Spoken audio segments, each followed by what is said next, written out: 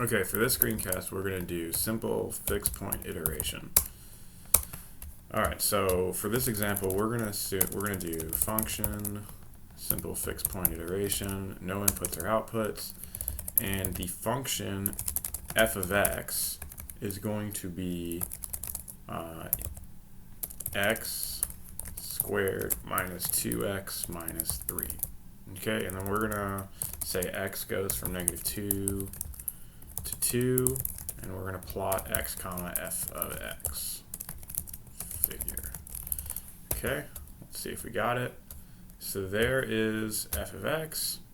So we have a 0 at what? -1. Okay, so then what we're going to do is we need to translate the function into the form x equals g of x. Okay, so we have function out equals g of x. So what we're going to do is we're going to take this equation and we're going to add 2x to one side. So we're going to get 2x equals x squared minus 3.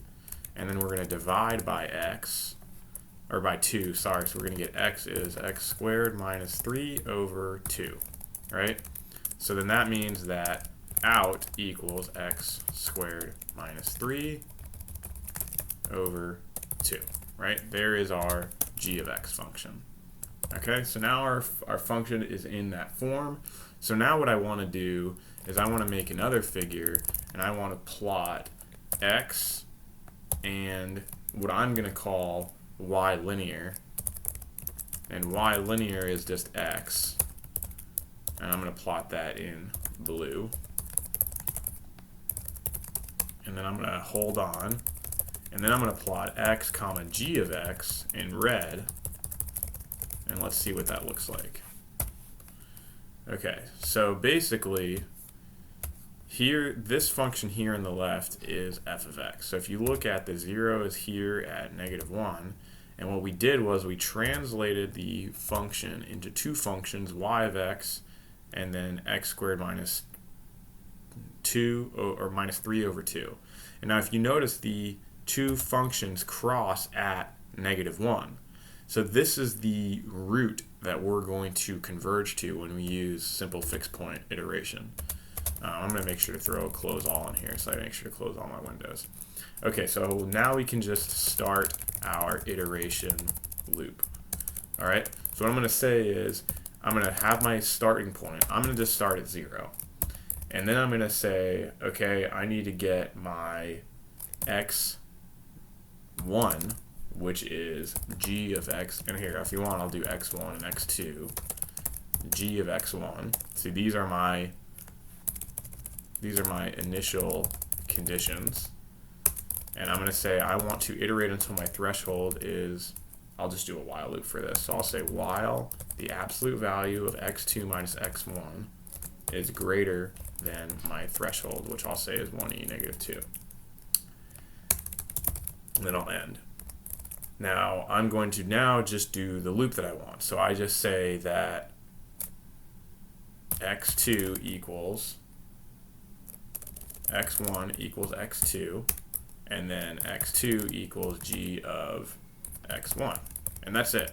That's the entire iteration loop that we need. So if I type in x1 and x2 here, and I put this over here, and I put this over here, and I run sfpi, there we go. We get -1.005. If I make the threshold smaller and run that, it iterates a lot more. I think it's going to iterate too much. The simple fixed point iteration, unfortunately, takes a long time. I'm going to do iter equals iter plus 1, and then I'm going to output the number of iterations. So that's 79,982 iterations. So this iteration, this method takes forever to converge. Now let's do another cool thing. Let's plot what's going on here. So I'm going to do a plot. I'm going to do x1, x1, and this will all make sense in a sec. And I'm going to do x1, g of x1, in black, and then I'm going to plot x1, x2, x1, g of x2 in black dashes. And then I'm going to throw a pause here. So what I'm going to do, what happens is every time I hit enter, you're going to see a different iteration. So initially, our x1 is 0. When we plug in x1 equals 0, what that does is it puts us up here on this x-axis.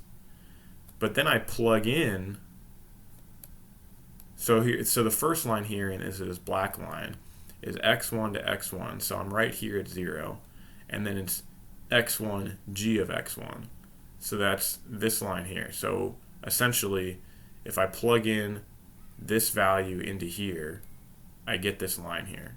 Then if I plug in the new value x2, I get this line over here. So now that's negative 1.5. Now when I plug in negative 1.5, I come down this way and I get this guy over here. And then if I keep going, what happens is that my iteration loop spirals closer and closer and closer to that origin. And I'm holding down enter at this point. This is why it takes so many iterations to get to that guy. So I'm going to run this one more time just to show you. So we have our first iteration, so x equals 0, we come up and then over, and then we come down and then over, and then up and then over, and then we essentially spiral towards the center. But the good thing is that this method is super easy, right? It's just these 2 lines of code, and that's it. So doing this by hand is something that's a little bit simpler to do, and coding it is very simple as well. All right, good luck.